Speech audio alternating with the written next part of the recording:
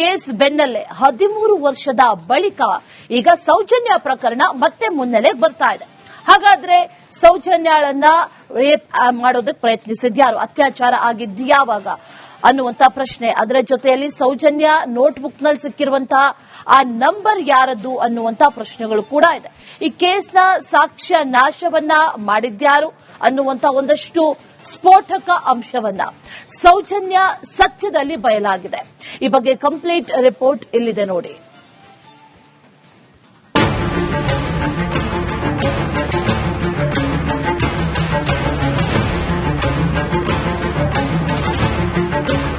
Soujanya case ಇಡೀ ಕರುನಾಡನ್ನ ಬೆಚ್ಚಿ ಬೀಳಿಸಿದ rape and murder ಪ್ರಕರಣ. ಬರೋಬ್ಬರಿ 13 ವರ್ಷಗಳೇ ಕಳೆದರೂ ಡೆತ್ ಸೀಕ್ರೆಟ್ ಮಾತ್ರ ಇನ್ನೂ ನಿಗೂಢ. ಅದೆಷ್ಟೋ ಹೋರಾಟಗಳು, ಅದೆಷ್ಟು ಬಾರಿ ತನಿಖೆ ನಡೆದರೂ ನೇತ್ರಾವತಿ ದಡದಲ್ಲಿ ನಡೆದ ಅವತ್ತಿನ ಕೃತ್ಯಕ್ಕೆ ತಾರ್ಕಿಕ ಅಂತ್ಯ ಸಿಕ್ಕಿಲ್ಲ, ಅಪರಾಧಿಗಳಿಗೆ ಶಿಕ್ಷೆ ಆಗಿಲ್ಲ. ಆದರೆ ನಿಮ್ಮ ರಿಪಬ್ಲಿಕ್ ಕನ್ನಡ ಸೌಜನ್ಯ ಸತ್ಯವನ್ನ ಬೆನ್ನತ್ತಿದೆ. 2012 ಅಕ್ಟೋಬರ್ 9 ಹಾಗೂ 10ನೇ ತಾರೀಕಿನಂದು ನಡೆದ ದುರಂತದ ಬಗ್ಗೆ ಪತ್ರಕರ್ತ Mohan Bolangadi pin to pin details ಅನ್ನ ಕೊಟ್ಟಿದ್ದಾರೆ. ಸಂಜೆ 6 ಗಂಟೆ ತನಕ ಸೌಜನ್ಯ ಬಾರದೆ ಇದ್ದಾಗ ಆತಂಕ. ಕುಸುಮಾವತಿಯವರು 6 ಗಂಟೆವರೆಗೆ ಕಾದಿದ್ದಾರೆ. 6 ಗಂಟೆಗೆ ಬರಲಿಲ್ಲ ಅಂತ ಹೇಳಿದ ಮೇಲೆ ತಮ್ಮನಿಗೆ ಫೋನ್ ಮಾಡಿದೆ. ಯಾಕಂದ್ರೆ ಹೋಟೆಲ್ ಅಲ್ಲಿರುವವರು ಸ್ನಾನಗಟ್ಟರು. ಅಷ್ಟೊತ್ತಿಗೆ ವಿಠಲಗೌಡರು ಹೇಳಿದ್ದಾರೆ, ನಾವು ಬರುವಾಗಲೇ ಅವಳು ಬಂದಿಲ್ಲಲ್ವ ಅಂತ. ಇಲ್ಲ, ಇನ್ನು ಸಹ ಮನೆಗೆ ಬರಲಿಲ್ಲ ಅಂತ ಹೇಳಿದ್ರು. ಆದ ನಂತರ ಇವರಿಗೆ ಚಂದಪ್ಪ ಗೌಡರಿಗೆ ಫೋನ್ ಹೋಗಿದೆ, ಮಗು ಬರಲಿಲ್ಲ ಅಂತ ಹೇಳಿ. ಎಲ್ರಿಗೆ ಅವರ ಸಂಬಂಧಿಕರಿಗೆಲ್ಲ ಫೋನ್ ಹೋಗಿದೆ. ಸೌಜನ್ಯ ನಾಪತ್ತೆ, ಕಾವಂದರ ಬಳಿ ಹೋಗಿದ್ದ ಕುಟುಂಬ ಅಂತ ಇದೆ. ಹಾಗೆ ಇವರು ಸೀದಾ ವಿಠಲಗೌಡರು, ಚಂದಪ್ಪ ಗೌಡರು ಇಲ್ಲಿ ಧರ್ಮಸ್ಥಳಕ್ಕೆ ಹೋದ್ರು. ಧರ್ಮಸ್ಥಳಕ್ಕೆ ಹೋಗಿ ಕಾವಂದರ ಹತ್ರ ಹೇಳಿದ್ರು, ಪೊಲೀಸ್ ಸ್ಟೇಷನ್ಗೆ ಹೋಗೋಕ್ ಮುಂಚೆ ಓಕೆ. ಇವರು ಇದನ್ನು ಹೇಳದೇ ಇರುವುದು ಇದೆ. ಪೊಲೀಸ್ ಸ್ಟೇಷನ್ಗೆ ಹೋಗುವ ಮುಂಚೆ ಇವರು ಧರ್ಮಸ್ಥಳಕ್ಕೆ ಹೋಗಿದ್ದಾರೆ, ಕಾವಂದರಿಗೆ ಹೇಳಿದ್ದಾರೆ. ಆ ಭಾಗದ ಜನರಿಗೆ ಸರಿ ಅರ್ಥ ಆಗತ್ತೆ, ಯಾಕಂದ್ರೆ ಕಾವಂದ್ರ ಮೇಲೆ ವಿಶ್ವಾಸ, ಅವ್ರಿಗೆ ಹೇಳಿದ್ರೆ ಒಂದು ಮಾತು ಹೆಚ್ಚಾಗಿ ಸೀರಿಯಸ್ ಆಗಿ ತಗೊಳ್ತಾರೆ ಪೊಲೀಸರು, ಎಲ್ಲ ಓಕೆ. ಬಟ್ ಇಲ್ಲಿ ಬೇಸಿಕ್ ಆಗಿ ಬೇರೆ ಜನರಿಗೆ ಏನ್ ಅನ್ಸುತ್ತೆ, ಅರೆ ಮಗಳು ಮಿಸ್ಸಿಂಗ್ ಆದ್ರೆ ಫಸ್ಟ್ ಹೋಗ್ಬೇಕಾಗಿರೋದು ಪೊಲೀಸ್ ಸ್ಟೇಷನ್ಗೆ, ಕಾವಂದ್ರ ಬಳಿಗೆ ಯಾಕೆ ಹೋದ್ರು ಅಂತ ಕೇಳೋರ್ಗೆ ಏನ್ ಉತ್ತರ ಇದೆ? ಅಲ್ಲ, ಕಾವಂದ್ರಲ್ಲಿ ಹೋದ್ರೆ ಪೊಲೀಸರ ಮೇಲೆ ಪ್ರೆಷರ್ ಹಾಕಿ ಒಂದು ಹುಡುಕುವಂತ ಪ್ರಯತ್ನ ಮಾಡ್ತಾರೆ ಅಂತ ಹೇಳಿ. ಮತ್ತೆ ಏನಂತ ಹೇಳಿ, ಇವರು ಕಾವಂದರ ಒಕ್ಕಲುಗಳಲ್ವಾ. ವಿಠಲಗೌಡರು ಹೋಟೆಲ್ ಮಾಡ್ಕೊಂಡಿರೋದು ಕಾವಂದರ ಬಿಲ್ಡಿಂಗ್ ಅಲ್ಲೆಲ್ಲ, ಧರ್ಮಸ್ಥಳದ ಬಿಲ್ಡಿಂಗ್ ಅಲ್ಲೇ ಅವರು ಹೋಟೆಲ್ ಮಾಡ್ಕೊಂಡು ಅವ್ರು ಬಾಡಿಗೆ ಕೊಡ್ತಾ ಇದ್ರಲ್ಲ. ಗೃಹ ಸಚಿವ ಆರ್ ಅಶೋಕ್ಗೆ ಕಾವಂದರಿಂದ ಕರೆ. ಕಾವಂದರ ಏನು ಮಾಡಿದ್ರು, ಇಮಿಡಿಯೇಟ್ ಹೋಮ್ ಮಿನಿಸ್ಟರ್ಗೆ ಫೋನ್ ಮಾಡಿದ್ರು. ಆರ್ ಅಶೋಕ್ ಹೋಮ್ ಮಿನಿಸ್ಟರ್ ಹೇಳಿದ್ರು, ನಮ್ಮ ಕಾಲೇಜಿನ ಸ್ಟೂಡೆಂಟ್ಗೆ ಮಿಸ್ಸಿಂಗ್ ಆಗಿದ್ದಾರೆ ಅಂದ್ರೆ ಇಮಿಡಿಯೇಟ್ ಒಂದು ಆಕ್ಷನ್ ತಗೊಳ್ಳಿಕ್ಕೆ ಡೈರೆಕ್ಷನ್ ಕೊಡಿ ಅಂತ. ಹೋಮ್ ಮಿನಿಸ್ಟರ್ ಯಾರಿಗೆ ಮಾತಾಡ್ತಾರೆ? SP ಗೆ ಮಾತಾಡ್ತಾರೆ. ಅಭಿಷೇಕ್ ಗೋಯಲ್ SP ಗೆ ಮಾತಾಡಿದ್ದಾರೆ. SP ಪೊಲೀಸ್ ಸ್ಟೇಷನ್ಗೆ ಹೇಳಿದ್ದಾರೆ, ಏನು ಮಿಸ್ಸಿಂಗ್ ಕಂಪ್ಲೇಂಟ್ ಆಗಿದೆ ಅಂತ ಹೇಳಿ. ಸರ್ ಅವ್ರು ಬಂದಿದ್ದಾರೆ, ಮಿಸ್ಸಿಂಗ್ ಕಂಪ್ಲೇಂಟ್ ಕೊಟ್ಟಿದ್ದಾರೆ ಅಂತ. FIR ಮಾಡಿದ್ದಾರೆ? ಇಲ್ಲ ಅಂತ ಹೇಳಿ FIR ಮಾಡಿ ಅಂತ ಹೇಳಿದ್ದಾರೆ SP. ಸೌಜನ್ಯ ಪುಸ್ತಕದಲ್ಲಿ 2 ಫೋನ್ ನಂಬರ್ ಪತ್ತೆ. ಮನೆಯಲ್ಲಿ ಇವರು ಇದು ಮಾಡಿದ ಮೇಲೆ ಆ ಪುಸ್ತಕದಲ್ಲಿ 2 ನಂಬರ್ ಬರೆದಂತ ಚೀಟಿ ಇತ್ತು, ಆಯ್ತಾ. ಅದನ್ನ ಹದ್ದದ್ದೇ ವಿಠಲಗೌಡರು ಕೇಸ್ ಫೈಲ್ ಅಲ್ಲಿ ಇದೆ. ಅದು ಫೋನ್ ನಂಬರ್ಗಳು ಯಾರು ಅಂತ ಹೇಳಿ ಕೇಸ್ ಫೈಲ್ ಅಲ್ಲಿ ಇದೆ, ಇಲ್ಲ ಅಂತ ಏನಿಲ್ಲ. ಆ ಚೀಟಿಯನ್ನು ಹರಿದದ್ದು ಅದು ವಿಠಲಗೌಡ ಕಿಸೆಯಲ್ಲಿತ್ತು. ಅವರ ಡೌಟ್ ಏನಂತ ಹೇಳಿದ್ರೆ, ಅದು ಸೌಜನ್ಯ ಬರೆದ ನಂಬರ್ಗಳು. ಅವರಿಗೆ ಏನಾದ್ರೂ ಇವಳು ಮಿಸ್ಸಿಂಗ್ ಆಗಿರೋದು ಗೊತ್ತಿರಬಹುದು ಅಂತ ಹೇಳಿ ಅದನ್ನು ವೆರಿಫೈ ಮಾಡ್ಲಿಕ್ಕೆ ಅಂತ ಹೇಳಿ ವಿಠಲಗೌಡರು ಏನು ತನಿಖೆಯ ದಿಕ್ಕು ತಪ್ಪಿಸ್ಲಿಕ್ಕೆ ಅಂತ ಹೇಳಿ ಆ ಚೀಟಿಯನ್ನು ಹರ್ಕೊಂಡು ಬಂದದಲ್ಲ. ಆ ಚೀಟಿಯನ್ನು ಪುಸ್ತಕದ ಪೇಜ್ ಅನ್ನು ಹರಿದು ಆ ನಂಬರ್ನ ಹರಿದು ಅವ್ರ ಜೋಬಲ್ಲಿ ಇಟ್ಕೊಂಡಿದ್ರು. ಅರೆ ನಗ್ನಾವಸ್ಥೆಯಲ್ಲಿ ಸೌಜನ್ಯ ಮೃತದೇಹ ಸಿಕ್ಕಿತ್ತು. ಆದ್ರೆ ಆ ಕಡೆಗೆ ಇವಳ ಅರೆ ನಗ್ನಾವಸ್ಥೆಯಲ್ಲಿ ಬಾಡಿ ಬಿದ್ದಿತ್ತು. ಅವಳ ಕೈಯನ್ನು ಕಟ್ಟಿದ್ದು ಸಹ ನೀವು ಅದನ್ನು ತೆಗಿಬಾರ್ದಂತಲ್ಲ, ಒಂದು ನಂಬಿಕೆ ವಾಸ್ತೆಯಾಗಿ ಕಟ್ಟಿದ್ದದ್ದು. ಬಟ್ಟೆ ಅಸ್ತವ್ಯಸ್ತ, ಮರ್ಮಂಗದ ಮೇಲೆ ಮಣ್ಣು ತುಂಬಿಸಿದ್ರು, ಎದೆ ಭಾಗದಲ್ಲಿ ಪರಿಚಿತ ಗಾಯಗಳಿತ್ತು, ಎಲ್ಲ ಅತ್ಯಂತ ಭೀಕರ ಅದು, ಅದರಲ್ಲಿ 2 ಮಾತಿಲ್ಲ. ಆ ರೀತಿಯಾಗಿ ಆಕೆಯನ್ನು ಕೊಲೆ ಮಾಡಲಾಗಿದೆ. ನೋಡುವಾಗಲೇ ನಿಮಗೆ ಗೊತ್ತಾಗುತ್ತೆ ಅದು ರೇಪ್ ಅಂಡ್ ಮರ್ಡರ್ ಅಂತ ಹೇಳಿ, ಅದರ ಡೌಟ್ ಏನಿಲ್ಲ.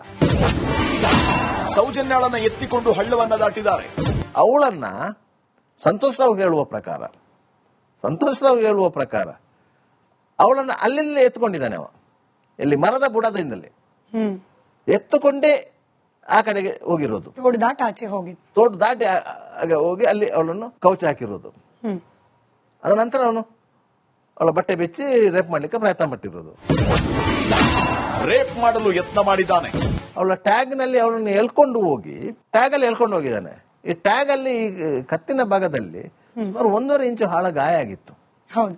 ಅವನಿಗೆ ಅವಳು ಸತ್ತಿದ್ದಾಳೆ ಅಂತ ಗೊತ್ತೇ ಇರಲಿಲ್ಲ. ಪೊಲೀಸ್ ಸ್ಟೇಷನ್ ಅಲ್ಲಿ ಅವಳು ಸತ್ತಿದ್ದಾಳೆ ಅಂತ ಗೊತ್ತಿರಲಿಲ್ಲ, ಯಾಕಂದ್ರೆ ಅವನು ಕೊಲ್ಲಿಲ್ಲ. ಅವಳನ್ನು ಇಲ್ಲಿ ಜಾಗ ಸರಿಯಾಗ್ಲಿಲ್ಲ ಅಂತ ಹೇಳಿ ಇನ್ನೊಂದು ಜಾಗಕ್ಕೆ ಎಳ್ಕೊಂಡು ಹೋದದ್ದು. ಆಗ ಅವಳ ಬೆನ್ನ ಭಾಗಕ್ಕೆ ಸ್ವಲ್ಪ ತರಚಿದ ಗಾಯ ಆಗಿರೋದು, ಇಷ್ಟೇ. ಅವನಿಗೆ ರೇಪ್ ಅವನಿಗೆ ಫೇಮಸಿಸ್ ಅಂತ ಹೇಳಿ ಇದಿತ್ತು, ಅವನಿಗೆ ರೇಪ್ ಮಾಡ್ಲಿಕ್ಕೆ ಆಗ್ಲಿಲ್ಲ. ಅದರಿಂದಾಗಿ ಅವನು ಉದ್ರೇಕಗೊಂಡು ಅವಳ ಮರ್ಮಾಂಗದ ಮೇಲೆಲ್ಲ ಮಣ್ಣು ಹಾಕಿರುವಂತದ್ದು. ಜನರ ಅವಸರದಿಂದ ಸಾಕ್ಷ್ಯ ನಾಶ ಆಗಿತ್ತು. ಪೊಲೀಸರು ಬರುವ ಮೊದಲು ಉಂಟಲ್ಲ, ಒಂದು 500-600 ಮಂದಿ ಬಾಡಿಯ ಸುತ್ತ ಡ್ಯಾನ್ಸ್ ಮಾಡಿ ಆಗಿದೆ. ಯಾವುದೇ ರೀತಿಯ ಸಾಕ್ಷ್ಯವನ್ನು ಉಳಿಸುವಂತ ಪ್ರಯತ್ನವನ್ನು ಯಾರೂ ಮಾಡಲಿಲ್ಲ, ಯಾಕಂದ್ರೆ ಯಾರಿಗೂ ಆ ಬಗ್ಗೆ ಅರಿವಿಲ್ಲ. ವಿಠಲ್ ಗೌಡರ ಜೇಬಲ್ಲಿದ್ದ ಚೀಟಿ ಕೆಳಗ್ ಬಿದ್ದಿತ್ತು. ತಲಗೌಡ್ರೆ ಇಲ್ಲಿಂದ ಕಾಲೇಜಿಂದ ಬಂದವರು ಬಂದು ದೇಹದ ಮೇಲೆ ಬಿದ್ದು ಹೊರಳಾಡಿದ್ದಾರೆ. ಆಗ ಅವರ ಜೋಬಲ್ಲಿದ್ದ ಆ ಚೀಟಿ ಬಿದ್ದದ್ದು. ಓಕೆ. ಆ ಚೀಟಿಯನ್ನು ಅಲ್ಲಿಯೇ ಇದ್ದ ಒಬ್ಬ ಪತ್ರಕರ್ತ, ಕರಾವಳಿಯಲ್ಲಿ ವರದಿಗಾರ ಎತ್ತಿ ಪೊಲೀಸರ ಕೈಗೆ ಕೊಟ್ಟದ್ದು. ಪೊಲೀಸರಲ್ಲಿಂದ ವಶಪಡಿಸಿಕೊಂಡದ್ದಲ್ಲ. ಈ ಸತ್ಯ ದರ್ಶನ ಇಂದಿಗೆ ಮುಗಿಯಲ್ಲ. ಮುಂದೇನಾಯಿತು ಅಂತ ನಾಳೆ ಸಂಜೆ 6:30 ಹಾಗೂ 8:30 ಕರ್ನಾಟಕ ಪ್ರೈಮ್ ಟೈಮ್ ಅಲ್ಲಿ ಹೇಳ್ತೀವಿ, ಮಿಸ್ ಮಾಡಬೇಡಿ. News bureau, republic Kannada. Chinnayya ಏನಿದ್ದ ಮಾಸ್ಕ್ ಮ್ಯಾನ್, ಆತ ಕೂಡ 164 ಸ್ಟೇಟ್ಮೆಂಟ್ ನ ದಾಖಲು ಮಾಡಿರ್ತಾನೆ. ಬಳಿಕ ಸುಜಾತ ಗೌಡ ಹಾಗೆ ಅನನ್ಯ ಭಟ್ ವಿಷಯವಾಗಿ ಅದಾದ ಬಳಿಕ ಸಮೀರ್ MD ಈ ಎಲ್ಲಾ ಬುರ್ಡೆ ಗ್ಯಾಂಗ್ ನ ಸದಸ್ಯರು ಕೂಡ ಅವರಿಗೆ ಆದಂತಹ ಹೇಳಿಕೆಗಳನ್ನ ಕೊಡ್ತಾ ಹೋಗ್ತಾ ಇರ್ತಾರೆ. ಒಂದು ಹಂತದಲ್ಲಿ ಸಮಾಜದಲ್ಲಿ ಹಾಗೆ SIT ತನಿಖೆ ಮೇಲೂ ಕೂಡ ಈ ಧರ್ಮಸ್ಥಳದ ವಿರುದ್ಧವಾಗಿ ಷಡ್ಯಂತ್ರ ಆಗಿದೆಯಾ ಅನ್ನುವಂತಹ ಪ್ರಶ್ನೆ ಹಾಗೂ ಹಲವು ಗೊಂದಲಗಳನ್ನ ಉಂಟು ಮಾಡಿತ್ತು. ಸದ್ಯ ಈ ಬಗ್ಗೆ ಆಗಸ್ಟ್ 29ರಂದು ತುಕಾರಾಂ ಹಾಗೆ ಪುರಂದರ್ ಗೌಡ ಅನ್ನುವಂತ ಇಬ್ಬರು ಏನಿದ್ದಾರೆ, ಚಿನ್ನಯ್ಯ ಶವ ಹುಟ್ಟಿಟ್ಟಂತದ್ದನ್ನ ನಾವು ನೋಡಿದ್ವಿ, ಪ್ರತ್ಯಕ್ಷದರ್ಶಿಗಳು ನಾವು ಅನ್ನುವಂತ ಹಂತದಲ್ಲಿ ಹೋಗಿ SITಗೆ ದೂರನ್ನ ನೀಡಿರ್ತಾರೆ. ಆದ್ರೆ SIT ಈ ಒಂದು ಷಡ್ಯಂತ್ರ ಅನ್ನುವಂತ ಹಂತದಲ್ಲಿ ಆ ಒಂದು ದೂರುಗಳನ್ನ ಸರಿಯಾಗಿ ಪರಿಗಣಿಸ್ತಾ ಇಲ್ಲ ಅನ್ನುವಂತ ಆ ಒಂದು ಪ್ರಶ್ನೆಯನ್ನ ಈಗ ಅವರು ಕೋರ್ಟ್ ನಲ್ಲಿ ಕೂಡ ಹಿಡಿದಿದ್ರು. ಹಾಗಾಗಿ ಕೋರ್ಟ್ ನ ಮೊರೆ ಹೋದಂತಹ ಸಂದರ್ಭದಲ್ಲಿ ಹೈಕೋರ್ಟ್ ಆ ನಿಮಿತ್ತವಾಗಿ SITಗೆ ಕೆಲವು ಸೂಚನೆಗಳನ್ನ ನೀಡಿರುವಂತದ್ದು. ಅವರೇನು ದೂರನ್ನ ಕೊಟ್ಟಿದ್ದಾರೆ ಅದರ ವಾಸ್ತವ ಸ್ಥಿತಿಯನ್ನ ವರದಿಯನ್ನ ಕೋರ್ಟ್ಗೆ ಸಲ್ಲಿಸಬೇಕು. ಜೊತೆಗೆ SIT ಅಧಿಕಾರಿಗಳಿಗೆ ಸೂಚನೆಯನ್ನ ನೀಡಿ ಈ ರೀತಿಯಾದಂತಹ ಒಂದು ಆದೇಶವನ್ನು ಹೊರಡಿಸಿರುವಂತದ್ದು. ಪುರಂದರಗೌಡ ಹಾಗೆ ತುಕಾರಾಂ ಬಳಿ ಇರುವಂತಹ ಸಾಕ್ಷಿಗಳನ್ನ ಕಲೆಕ್ಟ್ ಮಾಡುವಂತದ್ದು, ಜೊತೆಗೆ ವಾಸ್ತವ ಸ್ಥಿತಿ ಏನಿದೆ ಅದರ ತನಿಖೆ ಮಾಡಿ ಅದನ್ನ ವರದಿ ಸಲ್ಲಿಸಬೇಕು. ಜೊತೆಗೆ SPPಗೂ ಕೂಡ ಇದೇ ರೀತಿಯಾದಂತಹ ಒಂದು ಸೂಚನೆಯನ್ನ ಕೊಟ್ಟಿರುವಂತದ್ದು. ಅಲ್ಲಿ ಏನು ಮಾಹಿತಿ ಸಿಗುತ್ತೆ ಅದನ್ನ ಕೋರ್ಟ್ ಮುಂದೆ ತಂದು ಅದರ ಬಗೆಗೆ ಉತ್ತರಿಸುವುದಕ್ಕೆ SPPಗೂ ಕೂಡ ಹೈಕೋರ್ಟ್ ಆ ಬಗೆಗೆ ಸೂಚನೆಯನ್ನ ನೀಡಿರುವಂತದ್ದು. ಈ ಹಂತದಲ್ಲಿ ಈ ಪುರಂದರಗೌಡ ಹಾಗೆ ತುಕಾರಾಂ ಗೌಡ ಒಂದು ರಿಟ್ ಅರ್ಜಿಯನ್ನ ಕೂಡ ಸಲ್ಲಿಸಿ ಮಾಡಿರ್ತಾರೆ. ಅದರಲ್ಲಿ ನಿವೃತ್ತ ಜಿಲ್ಲಾ ನ್ಯಾಯಾಧೀಶರ ನೇತೃತ್ವದಲ್ಲಿ ಕೋರ್ಟ್ ಒಂದು ಕಮಿಷನರ್ ನ ನೇಮಿಸಬೇಕು, ಆ ಹಂತದಲ್ಲಿ ನಿರ್ದೇಶನ ಕೊಡಬೇಕು ಕೋರ್ಟ್ ಅನ್ನುವಂತ ಹಂತದಲ್ಲಿ ಅವರು ತಿಳಿಸಿದ್ರು, ಮನವಿಯನ್ನ ಮಾಡಿದ್ರು. ಆ ಹಂತದಲ್ಲಿ ಈಗ ಹೈಕೋರ್ಟ್ ಕೂಡ ಸೂಚನೆಯನ್ನ ನೀಡಿರುವಂತದ್ದು. ಈ ಇಬ್ಬರ ದೂರನ್ನ ಪರಿಗಣಿಸಿ ವಾಸ್ತವ ಸ್ಥಿತಿಯ ವರದಿಯನ್ನು ಕೋರ್ಟ್ಗೆ ಸಲ್ಲಿಕೆ ಮಾಡಲು SITಗೆ ಸೂಚನೆ ನೀಡಲಾಗಿದೆ. Ashwini. Right Arvind, thank you ಡೀಟೇಲ್ಸ್ಗೆ. ಚಿನ್ನಯ್ಯ ಏನಿದ್ದ ಮಾಸ್ಕ್ ಮ್ಯಾನ್, ಆತ ಕೂಡ 164 ಸ್ಟೇಟ್ಮೆಂಟ್ ನ ದಾಖಲು ಮಾಡಿರ್ತಾನೆ. ಬಳಿಕ ಸುಜಾತ ಗೌಡ ಹಾಗೆ ಅನನ್ಯ ಭಟ್ ವಿಷಯವಾಗಿ ಅದಾದ ಬಳಿಕ ಸಮೀರ್ MD ಈ ಎಲ್ಲಾ ಬುರ್ಡೆ ಗ್ಯಾಂಗ್ ನ ಸದಸ್ಯರು ಕೂಡ ಅವರಿಗೆ ಆದಂತಹ ಹೇಳಿಕೆಗಳನ್ನ ಕೊಡ್ತಾ ಹೋಗ್ತಾ ಇರ್ತಾರೆ. ಒಂದು ಹಂತದಲ್ಲಿ ಸಮಾಜದಲ್ಲಿ ಹಾಗೆ SIT ತನಿಖೆ ಮೇಲೂ ಕೂಡ ಈ ಧರ್ಮಸ್ಥಳದ ವಿರುದ್ಧವಾಗಿ ಷಡ್ಯಂತ್ರ ಆಗಿದೆಯಾ ಅನ್ನುವಂತಹ ಪ್ರಶ್ನೆ ಹಾಗೂ ಹಲವು ಗೊಂದಲಗಳನ್ನ ಉಂಟು ಮಾಡಿತ್ತು. ಸದ್ಯ ಈ ಬಗ್ಗೆ ಆಗಸ್ಟ್ 29ರಂದು ತುಕಾರಾಂ ಹಾಗೆ ಪುರಂದರ್ ಗೌಡ ಅನ್ನುವಂತ ಇಬ್ಬರು ಏನಿದ್ದಾರೆ, ಚಿನ್ನಯ್ಯ ಶವ ಹುಟ್ಟಿಟ್ಟಂತದ್ದನ್ನ ನಾವು ನೋಡಿದ್ವಿ, ಪ್ರತ್ಯಕ್ಷದರ್ಶಿಗಳು ನಾವು ಅನ್ನುವಂತ ಹಂತದಲ್ಲಿ ಹೋಗಿ SITಗೆ ದೂರನ್ನ ನೀಡಿರ್ತಾರೆ. ಆದ್ರೆ SIT ಈ ಒಂದು ಷಡ್ಯಂತ್ರ ಅನ್ನುವಂತ ಹಂತದಲ್ಲಿ ಆ ಒಂದು ದೂರುಗಳನ್ನ ಸರಿಯಾಗಿ ಪರಿಗಣಿಸ್ತಾ ಇಲ್ಲ ಅನ್ನುವಂತ ಆ ಒಂದು ಪ್ರಶ್ನೆಯನ್ನ ಈಗ ಅವರು ಕೋರ್ಟ್ ನಲ್ಲಿ ಕೂಡ ಹಿಡಿದಿದ್ರು. ಹಾಗಾಗಿ ಕೋರ್ಟ್ ನ ಮೊರೆ ಹೋದಂತಹ ಸಂದರ್ಭದಲ್ಲಿ ಹೈಕೋರ್ಟ್ ಆ ನಿಮಿತ್ತವಾಗಿ SITಗೆ ಕೆಲವು ಸೂಚನೆಗಳನ್ನ ನೀಡಿರುವಂತದ್ದು.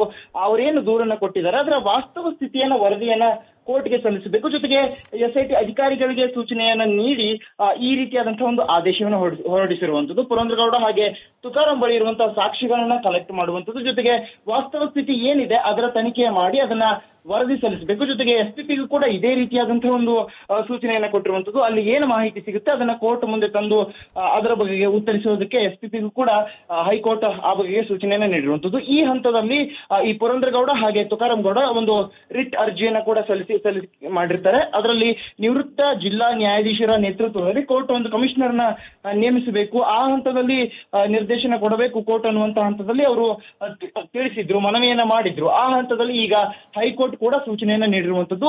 ಈ ಇಬ್ಬರ ದೂರನ್ನ ಪರಿಗಣಿಸಿ ವಾಸ್ತವ ಸ್ಥಿತಿಯ ವರದಿಯನ್ನು ಕೋರ್ಟ್ಗೆ ಸಲ್ಲಿಕೆ ಮಾಡಲು ಎಸ್ಐಟಿಗೆ ಸೂಚನೆ ನೀಡಲಾಗಿದೆ. Ashwini. Right Arvind, thank you ಡೀಟೇಲ್ಸ್ಗೆ.